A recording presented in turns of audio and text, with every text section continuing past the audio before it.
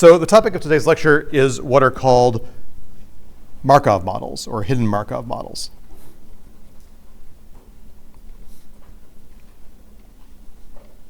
I'll kind of put this in parentheses, because first we're going to talk about what Markov models are, and then we'll talk about what hidden Markov models are. Just show of hands, who has heard of HMMs? A couple people, but not everybody. That's fine. That's why we're learning it today. So this is a different kind of topic. And so, why is it different? So far, most of our learning has taken place on data sets that are fundamentally IID, meaning that I have a set of inputs, and I'm assuming that every input is kind of drawn from the same underlying probability distribution, and that the inputs don't depend on each other, right? So if you go out and take a bunch of pictures of cats and dogs to train your classifier, you're assuming that the cats are not related to each other and the dogs aren't related to each other. Everything is independent, right? So that is the case for many, many real-world machine learning algorithms, and certainly it makes life easier because then, for example, you can decompose probabilities that are joint into the product of a bunch of individual probabilities. IID stuff makes life so much easier, right? But this is often true, but it doesn't apply to everything, right?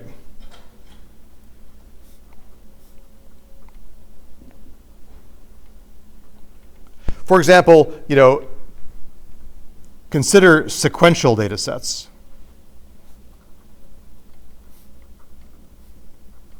Right? Like what are called time series. They don't fit this,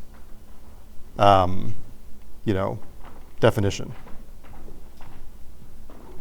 Right? Things like if you're trying to predict the weather, right? So the weather today is not totally independent of the weather of yesterday or the day before, right? If you're trying to predict exchange rates or stock prices, or if you have, audio signals, right? Like music or speech, right? So in this case, basically, if I have a collection of data, the key idea is that,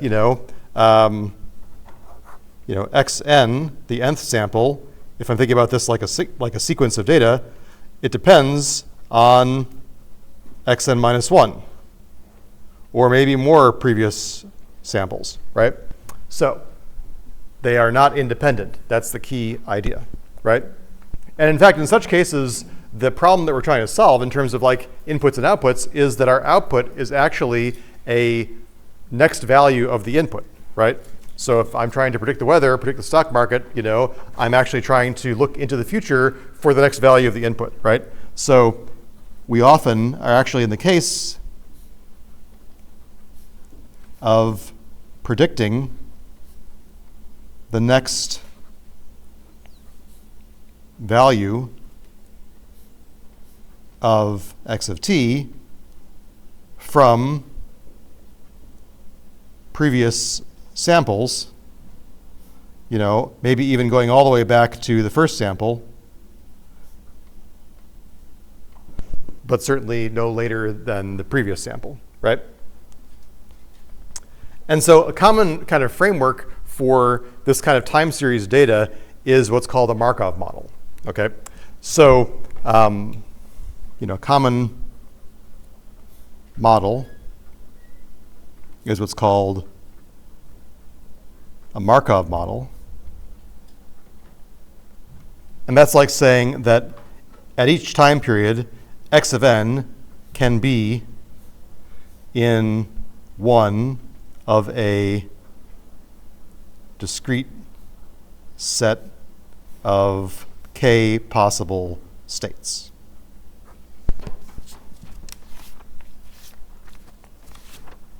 Okay, and so, for example, if we're talking about weather data, these states could be sunny, cloudy, rainy, if we're talking about audio data, these states could be, or if we're talking about language, these states could be like the phonemes that make up a given language, right? How do you bounce from one phoneme to the other one, right?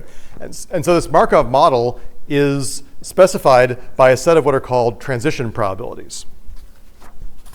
So the Markov model is defined by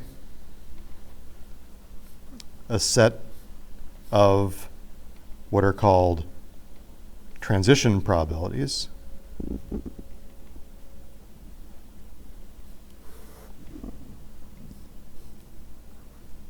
Aij, right? And this is nothing more than saying the probability, and now I'm going to switch to this S for state. The probability that state n plus 1 equals j, given that state n was equal to I. So the idea is that it's easiest to kind of think about this like drawing a picture, right? So maybe, for example, I have 3 possible states, S1, S2, S3. Again, these could be like sunny, cloudy, rainy, right? And so this, arrow here says, what's the probability that I was sunny yesterday and that I'm rainy today, right? So this is A1, 2, right? And then conversely, I have arrow going in this direction, A2, 1. And so kind of what I do is I draw all of the possible, like this is A2, 3, and so on, right? And then I may also have the probability that I stay in the state that I am. It's sunny today and it's still sunny tomorrow, right? So this is also got, some kind of self probabilities like this. So if you're a CS person, you may have heard this called like a state machine. Who has seen this in the context of, everyone, a lot of people have seen this, right? So basically, I can encapsulate what's going on with this Markov model by these k by k probabilities, right? So I could also collect, these probabilities into a k by k, what's called transition matrix.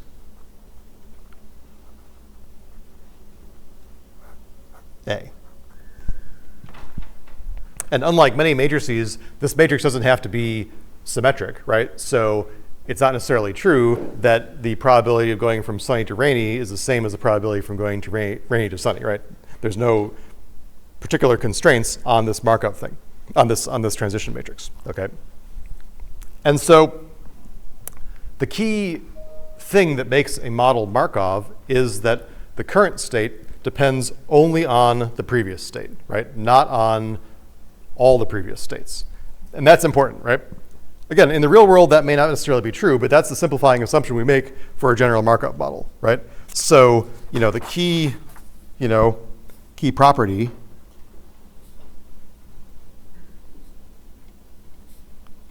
of a Markov model is that, the probability of being in state, at time n, given all the previous states, is just the probability depending on the previous state, right?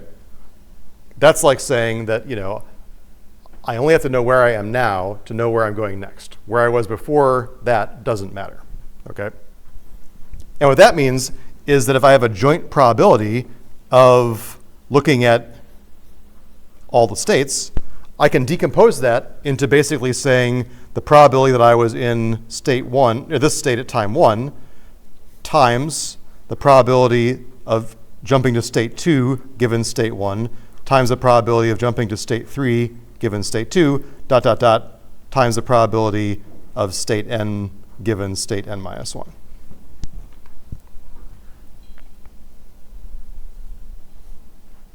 Now, just as a side note, since I'm assuming that I have a discrete set of states, right? These are like, 1, 2, 3. That means that I can talk about, these are really all capital P's, right? These are like PMFs over the whole possible situation of states, right?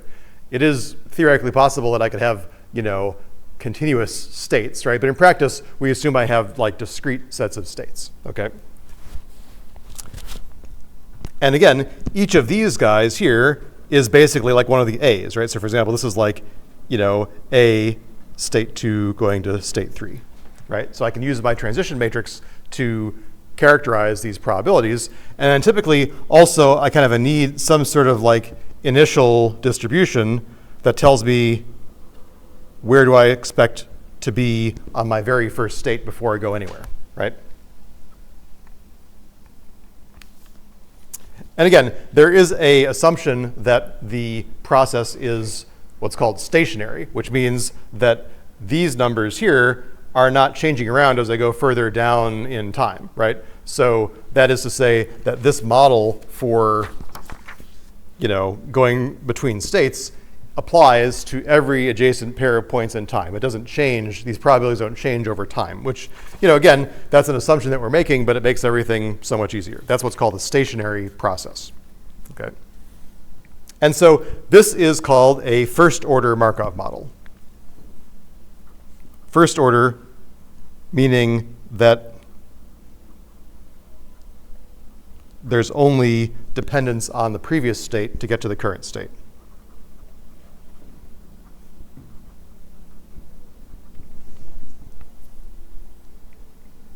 Of course, you could build more complicated models, right?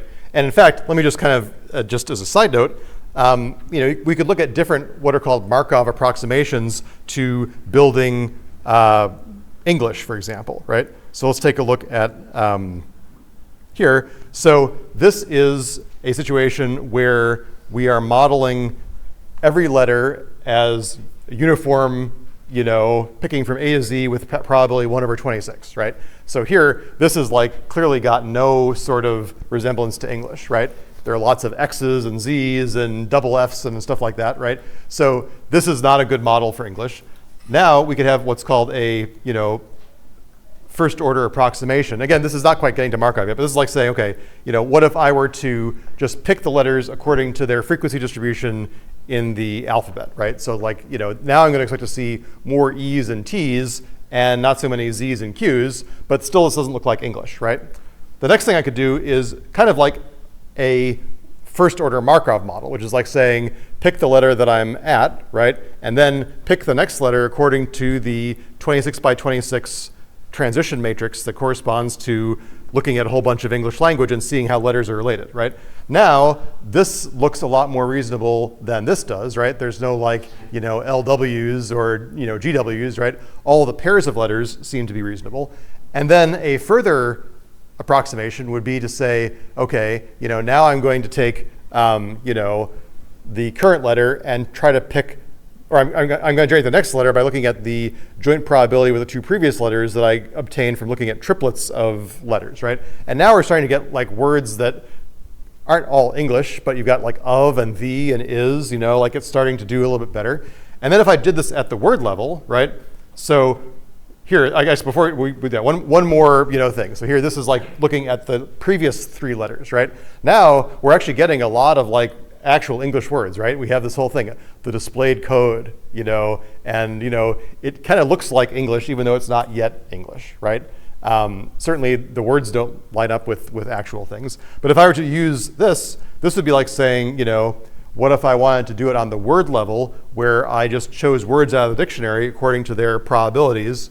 This doesn't look like a real sentence. But now if I do it where I have, the next word is conditioned on the probability of the pair with the previous word, now, is therefore another method for the something something, like this is not actually such a bad looking thing. And you shouldn't be able to have a hard time seeing the connection between this and like modern ChatGPT, right? So ChatGPT is really, in a way, nothing more than a super fancy next word predictor, but it's conditioned on like the whole library of all the stuff it said previously, right? So it's not certainly like a previous word model or even a 10 previous words model. It's more like a 1,000 previous words model, right?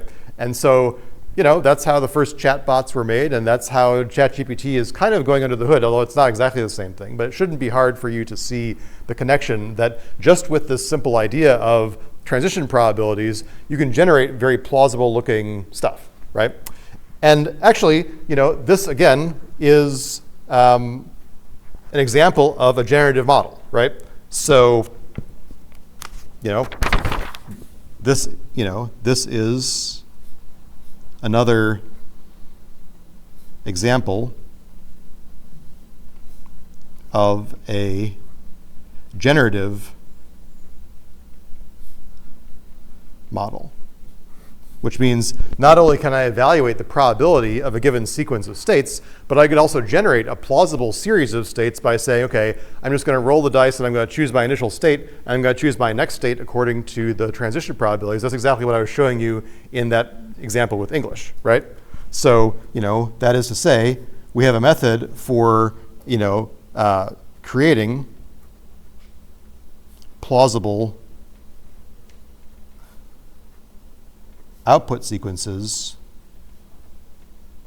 that match the input distribution, right? Okay, so that's what a Markov model is, right? And like I said, clearly some of you may have seen this before in the context of some sort of a CS state machine, right? So what is a hidden Markov model? Well, the difference between that and a regular Markov model is that, in the real world, we often are not able to directly observe what the states are, right? So again, suppose that I am, trying to design an algorithm for speech recognition, right?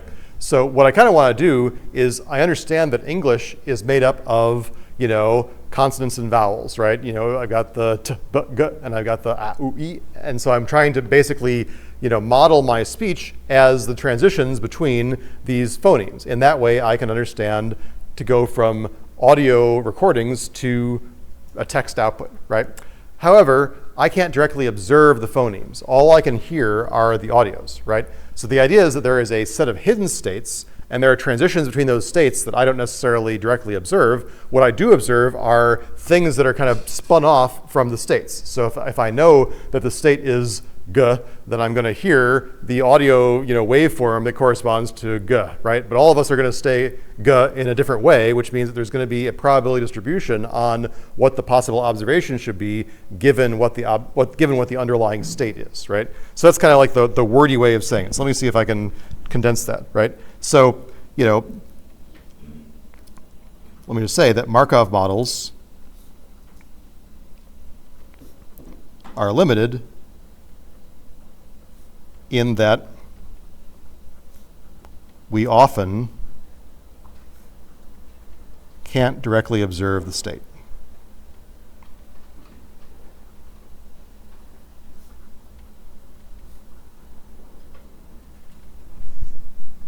For example, the thing I just told you about was like, speech recognition, right?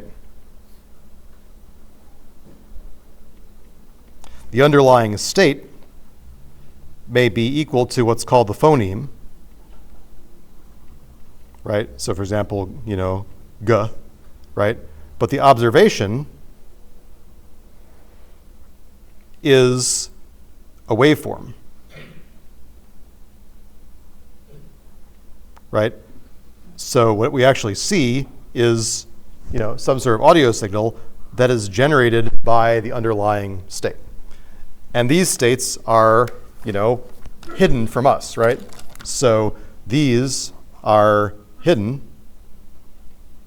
and these are observed.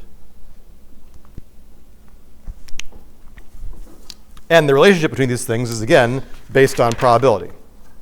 So kind of what we actually have, if I go back to this picture over here, is that, once I'm in a given state, then what I actually observe, the actual x value, right, is going to be something where, I have a PDF of creating, an x given that I'm in state 1, and that produces, the x that I see at time n, right? And each of these states has its own conditional PDF that is creating observations from the state. A different way to kind of look at this in a way that doesn't have all the arrows on it, let me just draw it like this.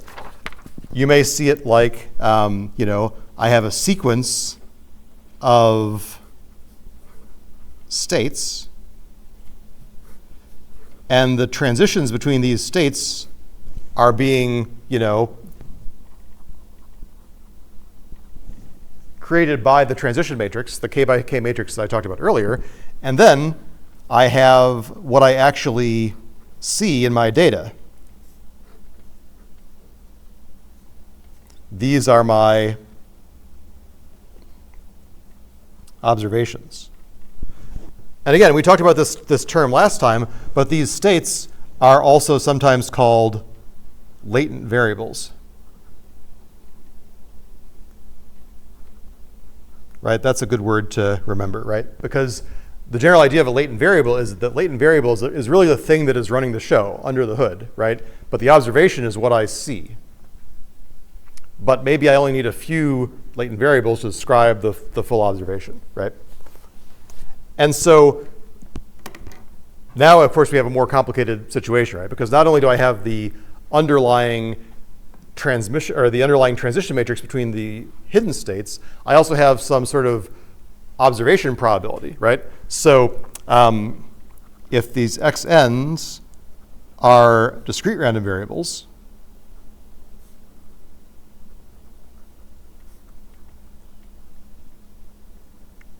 right? So these also could then, if they are discrete, have m possible states. Then what we have is a joint PMF, or we have I guess a conditional PMF. The probability that the state looks like m given, or the observation looks like m given that this underlying state was equal to k, right? So this is like a k by m matrix of what are called emission probabilities. Right? I'm in the underlying state, and then the observation is spun out or emitted from that state.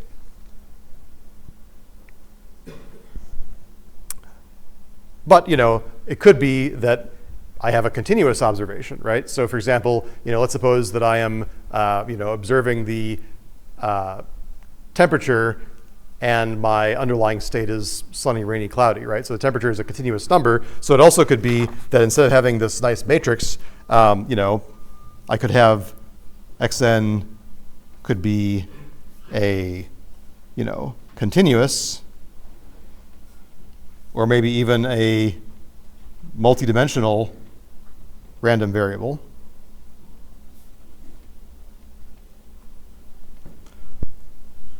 For example, I could have a Gaussian, right? So I could say, if I'm in state K,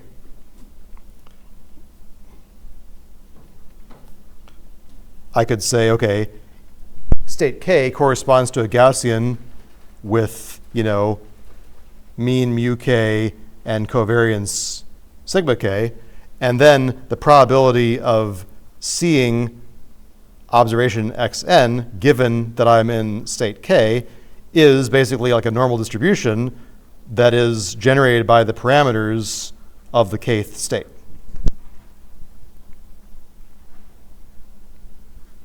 Right, so in that way, I'm seeing a continuous valued observation that is underlyingly governed by which state I'm in, right? So again, this is kind of like a class conditional probability. Question? I have a question on the hidden Markov models. Are all the states hidden, or are some accessible?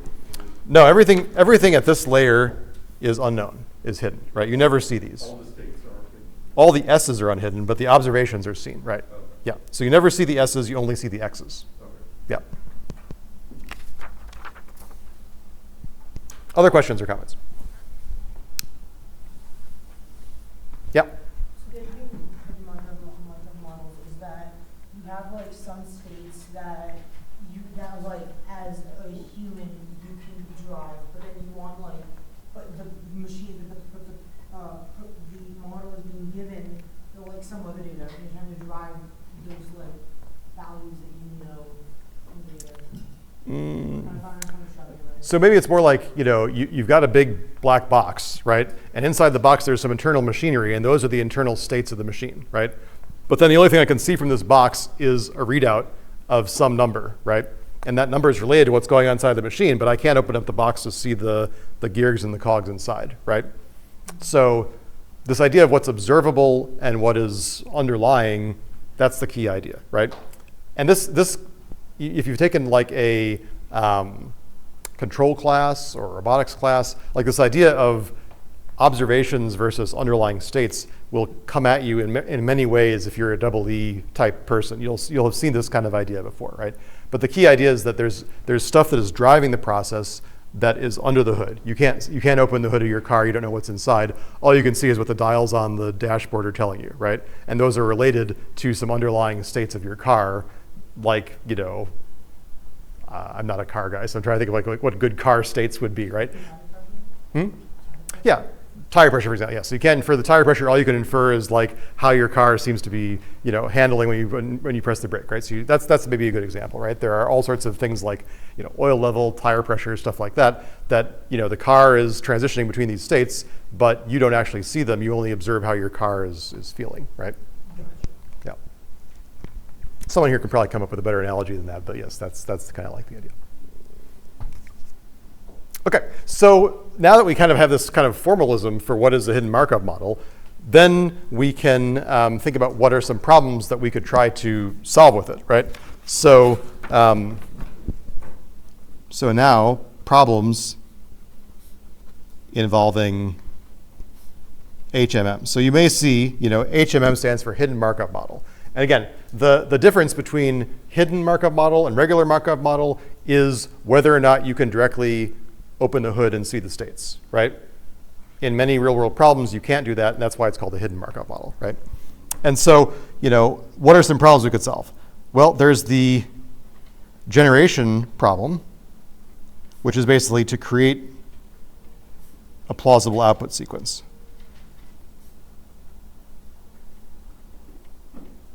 And actually, I think I kind of already kind of, you know, illustrated how that would work, right? You just pick an initial state and you use the transition probabilities to tell you how do you transition between the underlying states, and then how do you use the distribution at each state to spin out corresponding, you know, observations, right? So it's not too hard to figure out how you could kind of take a model and generate observations, right? There is evaluation, which is like saying, you know, compute the probability that a sequence was generated by the model,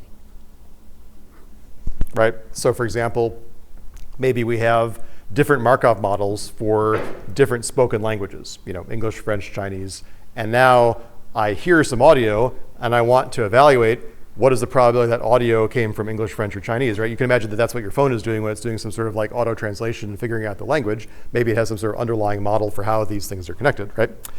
Then there is kind of like decoding, which is, you know, for a given output sequence of observations, I can estimate the most likely corresponding sequence of hidden states, right? So, you know, I don't see the states, but I can infer what was likely to have been happening under the hood, given that I saw these observations. And then, you know, kind of like the biggest problem, well, not the biggest problem, but a critical problem is learning, right? So if I give you a whole bunch of data, if I give you like 1,000 hours of spoken speech, how can I learn all the parameters of this Markov model, right? So learning is, you know, given the input data and the structure of the model, I want to learn the, you know, transition and emission probabilities, right? I actually want to construct what these numbers should be from data as opposed to being given it on a plate, right? And so, you know, to do this right would take probably like 3 or 4 lectures. I don't want to go through it all in super detail. So I'm going to kind of give you a high-level view of how to solve some of these problems, okay? And so to make things a little bit easier, what I'm going to do is I'm going to assume that the output observations are also discrete, meaning that it's not like a Gaussian where there's a continuous number. I'm going to assume that it outputs some symbol that is related to the underlying state, which means that we can kind of talk about things in a purely discrete way. As you remember from probability, life is a lot easier when we have, discrete things as opposed to continuous things, right? If you're interested in, like the more general case of the output, for example, the easiest way of doing a continuous case is that the output is determined by some sort of a Gaussian at each state that has underlying mean and sigma, and you want to estimate the mean and sigma for each of the states. That is in the textbook Bishop, and you can read more about that, but it's a little bit messier to do. But actually, taking a step back, it shouldn't surprise you that some of the solutions to those problems with the Gaussians are related to the EM algorithm and the mixtures of Gaussian stuff that you saw earlier, right? So actually, if you think about it, imagine that I see an observation, right? I can think about that observation as being basically a mixture of Gaussians where the mixture coefficients, the weights, correspond to the probability that I'm in each state, and then the Gaussians themselves correspond to each state's, emission probability, right? So what I see as the output is actually the mixture of a bunch of uncertain inputs where I'm trying to estimate all the coefficients. So if you look in the book about this case, there are things that look very much like the EM algorithm for solving that problem because it's actually a very similar problem to what you did on the homework. Okay, so let's go through this a little bit. So generation, I think we already kind of talked about, right? It's kind of easy just to kind of like, choose things according to these underlying probabilities. Evaluation we kind of already talked about, but let me just say it explicitly one more time. So, evaluation is like saying that we see, this output sequence, okay? And then the probability of that output sequence I can write basically by saying, well, how could that output sequence have been generated, right? Well, it could have been generated by any possible combination of hidden states. So kind of what I do is I say, I sum over,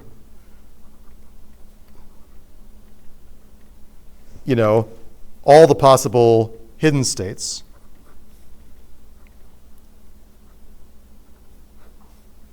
This is like saying I kind of index over the, R max possible hidden states multiplied by, the probability of the rth sequence, right?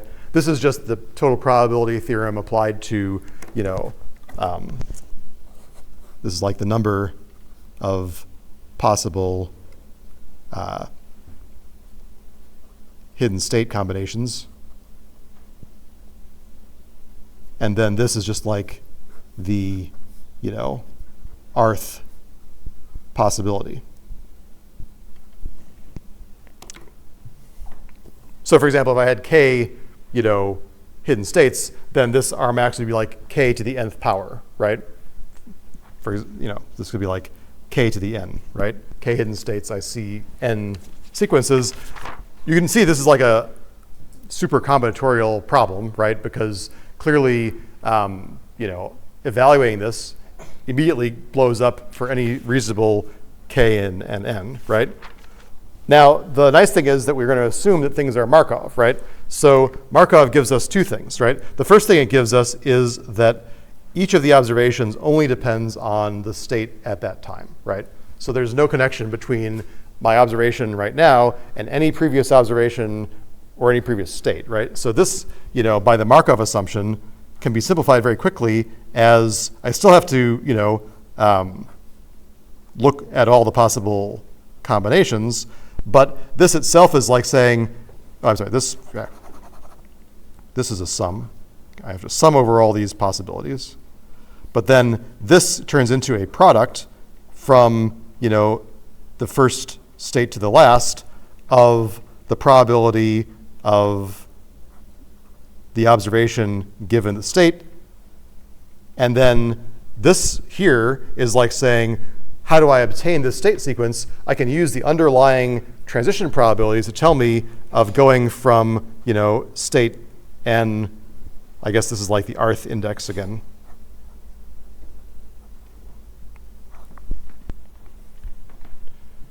So this is kind of like saying these here are the A's that tell me,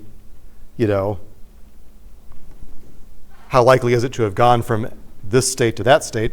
And these here are like the observations. I could call these B's, right? Let's call these B's that I'm in state n and I see observation xn. So at least things are a little bit easier in the sense that I can look at things at a step-by-step type of way, right? But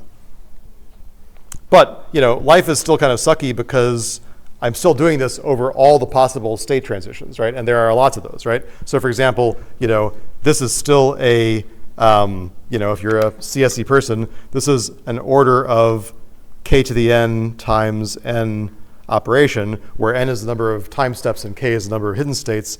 So if like k is equal to 10 and n is equal to 20, I've got 10 to the 20th power computations, right? Clearly not feasible to do as written, right?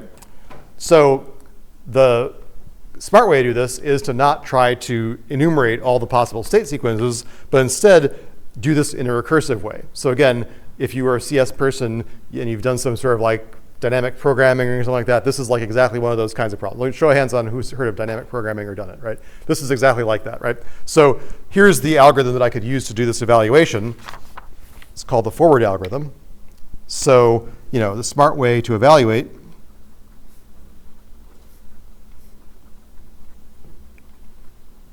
is what's called the forward algorithm.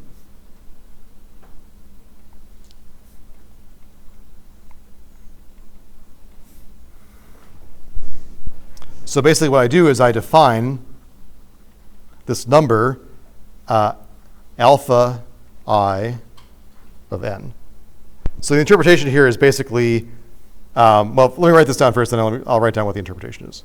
So if I'm in the initial state,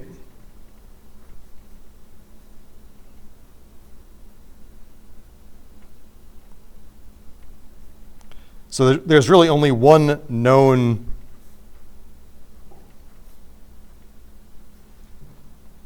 initial state, right? This is like the underlying initial state.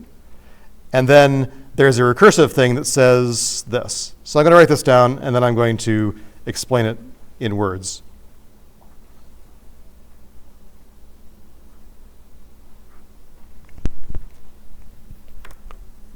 So what am I saying here? This here is basically the interpretation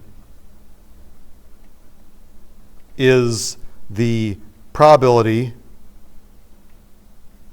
that the HMM is in hidden state I at step n based on having seen everything that happened so far.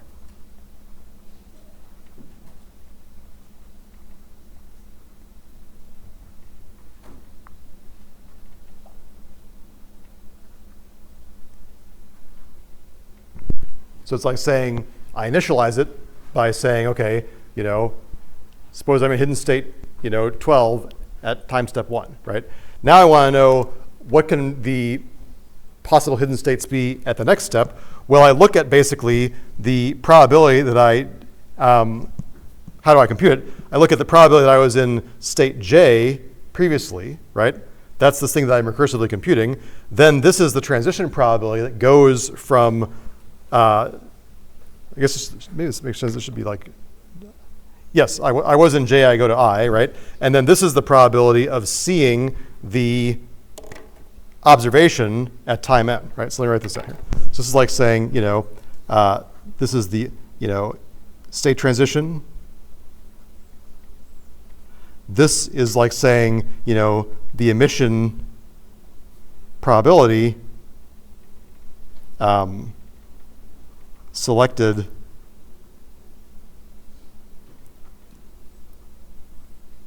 by the observation x at time n. So kind of this thing here is basically saying that, you know, only one of these indices is not 0 because I actually, there is only one observation that I see. So instead of like there being a whole bunch of these things, there's only the one that corresponds to the thing that I actually saw, right? So again, this is a little bit hairy. The notation is a little bit of a pain, but that's what it is, right? And there's maybe an easier way to understand this, which is what's called a trellis diagram, right? So if you've ever done any sort of communication theory, you may have seen this idea of, if I'm thinking about like looking at a bunch of code words that are emitted over time, there's a very famous algorithm that called the Viterbi algorithm in communications theory that corresponds to this picture. So let me draw this in a slightly different way. So this is kind of like saying that, you know, I have states 1 through possible states k. And this is, say, at time n equals 1. And now I have the possible states at time, I'll just draw these in a little bit here, at time n equals 2. And then I could go on to the states at time n equals 3.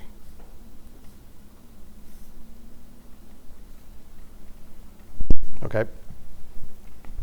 So let's suppose that I am currently done with time 2 and I want to move on to time 3, right? So at time 2, I have a number that basically says, what's the underlying probability that I'm actually in this state at time 2? That's what these alphas are.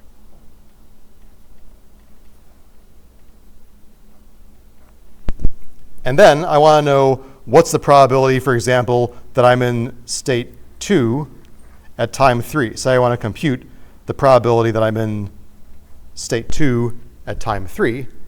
Well, how do I get there, right? I look at the probability that I jumped to this state, right? This is like A12, A22, A32, AK2, right? So I have to combine all of these things here to get to this. And then I also have the observation of what I actually saw. So if I'm in state 2 and I spin off symbol k, this is like saying I saw, you know, maybe k is the wrong word. Let's call it m.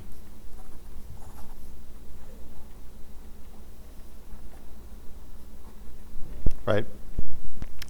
The only thing I can kind of infer based on is that I saw this actual, you know, symbol here, so I have to include this probability there, right? So that's like saying that, you know, the A2, let's see here. Did I mess up my notation? I think I flipped my states around here. I'm sorry. This is more like A2. No, this is okay. Yeah, I'm good. I'm good. Okay. So this is like saying state I time n. Yes. So that's like saying that alpha 3 time. No, state. Oh, this should be state 2 at time 3. That was my problem. I knew there was something wrong. So this is like saying alpha 2 at time 3 is like summing up from k equals 1 to k, alpha k at time 2 times the probability of transitioning from state k to 2. And then I multiply all that by my thing that I actually saw, which is B2 being in state 2 and emitting symbol M, right? So again, it's a little bit hairy, but the idea is that I don't have to do an exponential number of computations to be able to compute these alpha values. Basically, I only have to do basically k squared computations at every stage. Question? So basically, you know, I can only make these decisions based on what I actually see, which are the x's that come out of each state, right? So this is like saying that if I want to know what's the underlying probability here, I'm making an inference based on what's the probability that I saw symbol M given that I was in underlying state number 2, right? That's what that is, right? So these basically correspond to, observed symbols. And everything else here is underlying states. But the only thing I can make my decision on is based on the observed symbols, right? I don't actually see anything else. Yes, that's right. So the A's are transition probabilities and the B is an emission probability. Yeah, exactly. And so this here, again, if you're a computational complexity person, is basically saying that at every stage I have to do k-squared multiplications, which is super efficient.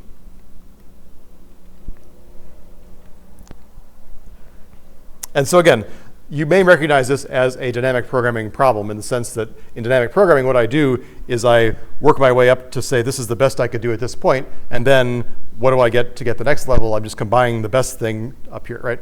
Now, dynamic programming, the way you may have seen it in CS, often works from back to front instead of from front to back. So here I'm building up these probabilities incrementally that way. That's why it's called the forward algorithm. There's also something called the backward algorithm, which is I could do the same kind of probability computation, but I could start from the last stage and work my way back to the first stage. So there's also a backward algorithm. So just in a, in the same way,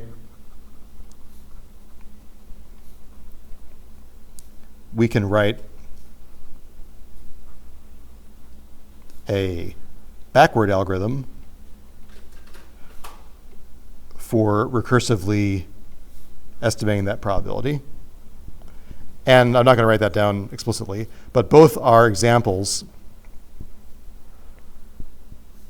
of what's called dynamic programming.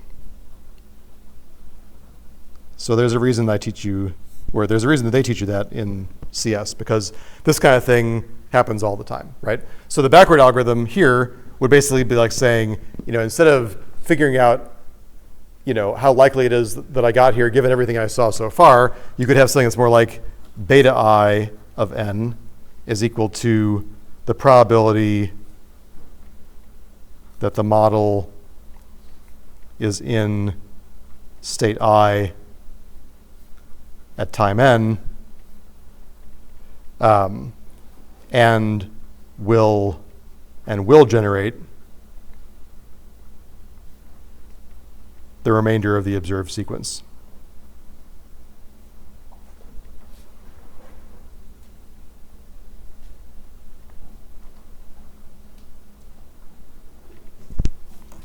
So that's kind of like the flip side.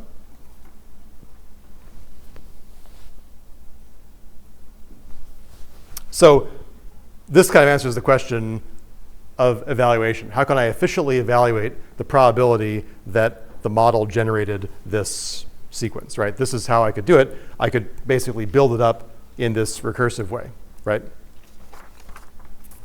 And I guess that I will kind of hand wave my way through the decoding algorithm. So basically, the decoding algorithm, which is how do I figure out what is the most likely state given the sequence of observations, is actually a very similar situation, right? Because kind of along the way, you can imagine that as I do this process, I'm also kind of keeping track of what was the most probable state, because I know what these alphas are, and those alphas are related to the kind of maximum likelihood estimate of the underlying state sequence. So let me just say in words that the HMM decoding algorithm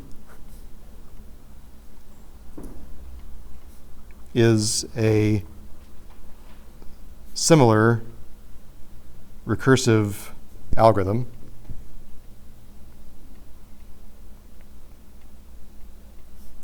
to find the most likely sequence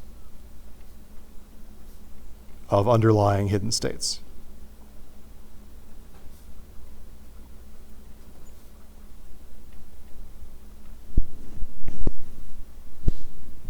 So again, this is the same kind of flavor of there being this backtracking dynamic programming aspect. And if you're a signal processing or communications person, this is actually the same as what's called the Viterbi algorithm. So if you're looking on Wikipedia or Stack Overflow, you'll see that the Viterbi algorithm is basically the same thing. And so this is a little bit tricky in general, is that, on the one hand, you could be trying to make, so let me just say there's a slight subtlety here, which is that, we can either compute the maximum likelihood, state sequence, which is really the kind of best thing to know about, or the most likely state at a given moment, right? So they're kind of like application-based reasons why you may not necessarily care about the whole sequence. You just want to kind of know, okay, for what I just heard on the phone, like what is the most likely phoneme that this user just said, right?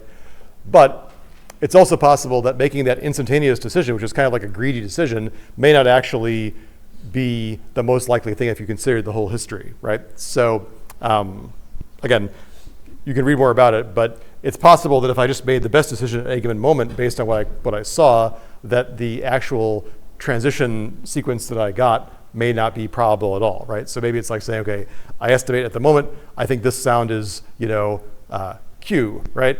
That's the most likely thing to produce that sound. And at this moment, I think the most likely thing is Z, right? But then if I think about it, like Z followed by Q is very unlikely, right? So I kind of do generally want to get the sequence level thing, but it's not always what you use in practice.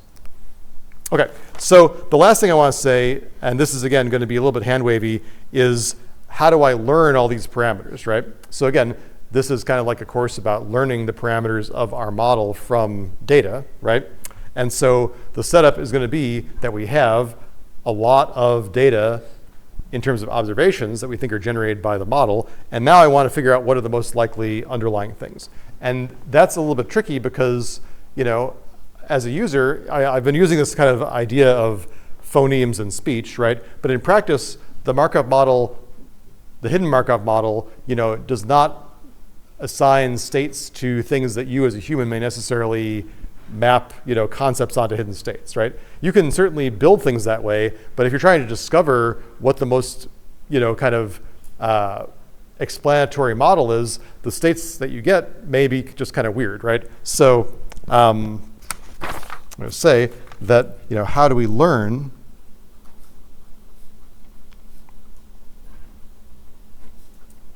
the parameters of an HMM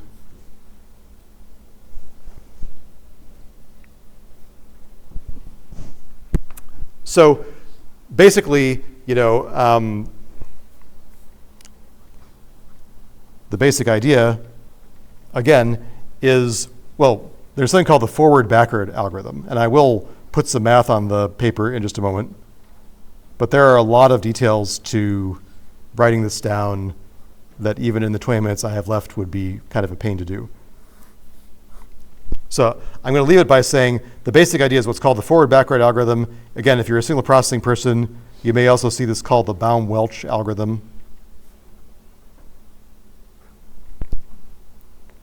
And in a way, this is a special case of the EM algorithm, your old friend from the Gaussian mixture models. So in a way, kind of remember what you were doing with the Gaussian mixture model, right? Is that you were seesawing back and forth between, looking at the probability of, or looking at the membership, the soft membership of each of the Gaussians, and then looking at updating the parameters of the Gaussians. You kind of went back and forth between those things. The same kind of thing is true here, where we're kind of iteratively updating the weights inside the hidden Markov model, that is the transition probabilities and the emission probabilities, and then seeing which ones explain the observed sequences the best, right? So kind of a similar flavor of iteratively updating the weights, that is to say the parameters to better explain the observed training sequences.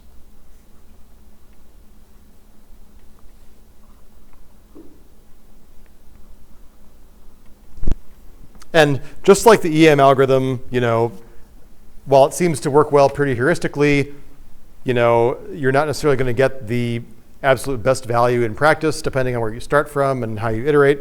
And so let me just give you kind of a very high level indication of how you do like a little small part of it, right? So, the details are tedious.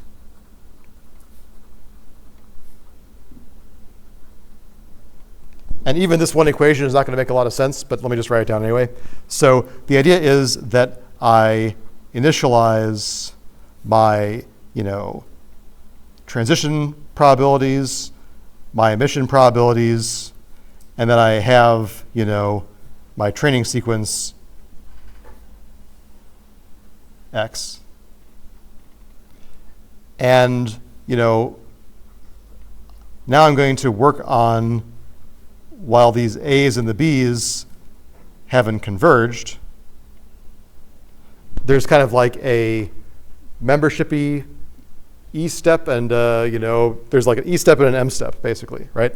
So it's kind of like saying that I compute this gamma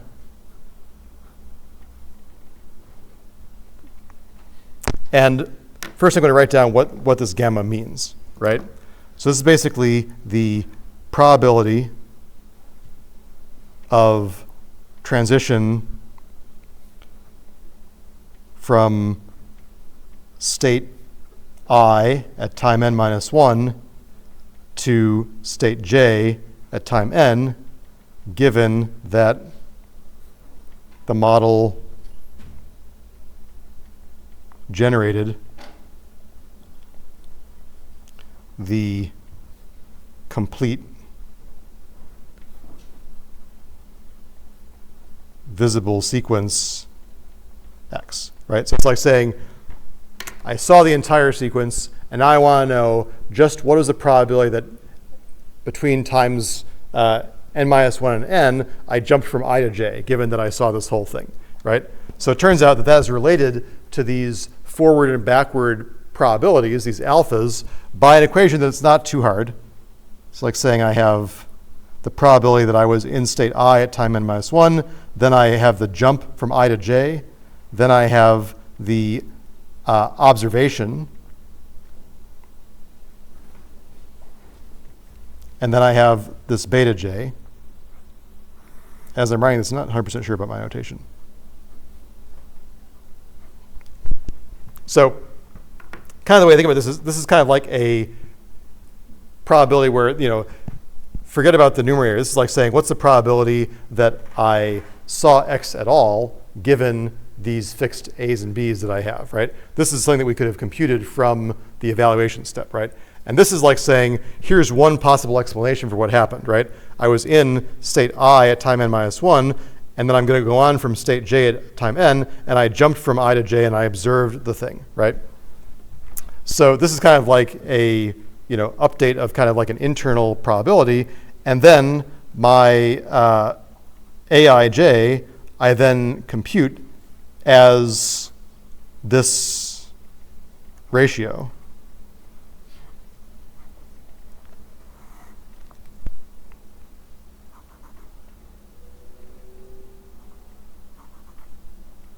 And again, I apologize. I know that this is not going to be like super obvious about like where all this stuff comes from. Again, the interpretation here is like saying that, this here is the kind of like expected number of transitions from I to j. And this here is basically the expected number of transitions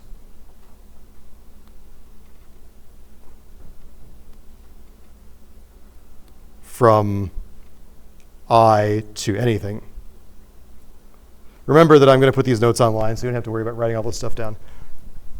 But basically the idea is that, I'm kind of computing these kind of are playing the role in some sense of like the responsibilities from the EM algorithm for the Gaussian mixture model, right?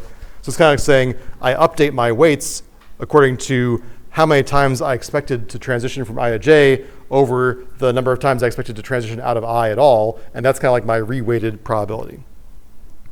Now, again, this is like a pain. I believe I must have done this in grad school, but it was a huge pain to implement, directly, right? Part of the problem is that these numbers involve many, many small numbers multiplied together, and if I have like a long sequence, right, I'm multiplying together a lot of probabilities, and the numbers are only going to get smaller. And certainly, you can do log scaling and stuff like that, like we talked about log likelihoods and stuff, but you really have to pay attention to how to deal with numerical problems when you implement this algorithm, to such an extent that it's not hard for the average undergraduate student to just like whip it together and make it work, right? So I'm not going to ask you to implement the Baum-Welch algorithm from scratch. It's not easy to do.